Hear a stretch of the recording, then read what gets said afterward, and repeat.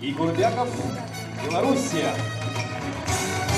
Это не помпезное вручение Оскара или золотой пальмовой ветви. Здесь все гораздо скромнее, без шика и блеска. И красная ковровая дорожка не так длинна, чтобы подолгу позировать фотокамерам. Бишкек встретил участников кинофестиваля короткометражных фильмов не по сезону весенней погоды. Названием фестиваля многие участники, особенно те, кто впервые приехал в Бишкек, были немного удивлены. Собственно, Кыргызстану только предстоит стать страной короткометражных фильмов. По признанию организаторов, за 6 лет было сделано немало. Растет как число заявок, так и качество работ. Могу поздравить отборочной комиссии, потому что она делала очень хорошую работу и приготовила для нас или для последних показов в конкурсе очень хорошие фильмы. Очень хорошие фильмы. Даже могу сказать, что мы можем поздравлять всех участников, потому что они перешли этот отборочный период и добивались успехов быть на фестивале.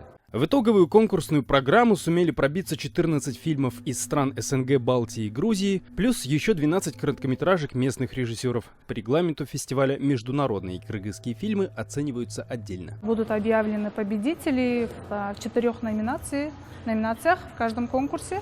Эти номинации: лучший фильм, лучшая режиссура, специальный приз жюри и приз зрительских симпатий. Работа конкурсантов затрагивает в основном социальные проблемы, но есть фильмы, в которых пусть и косвенно показана суть геополитических конфликтов. Фильм из Украины «Дом» как раз об этом. Действие моей картины, оно происходит после Второй мировой войны.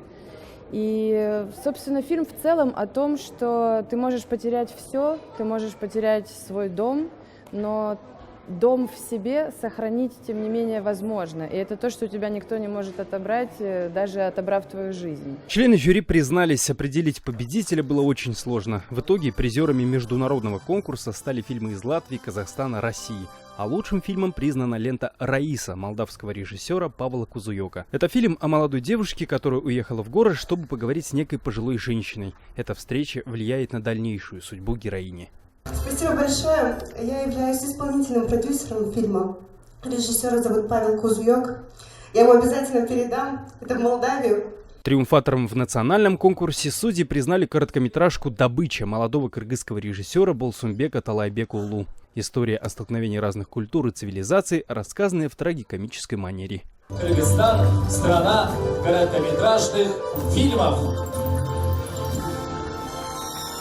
Закрывая фестиваль, его создатель, режиссер Садык Шырнияз, то ли в назидание, то ли в укор, призвал коллег по цеху популяризировать свое кино, а не только брать пример из Голливуда. Здесь тоже есть на что посмотреть. Мы ведем переговоры со всеми коллегами со стран СНГ, Грузии, Балтии, чтобы расширить, чтобы эти зрители, они смотрели наше кино, чтобы они зрители, чтобы в Казахстане говорили о кыргызском киноактере, в Азербайджане восхищались узбекской киноактрисой, или в Турции там восхищались операторской работой, скажем, из Якутии.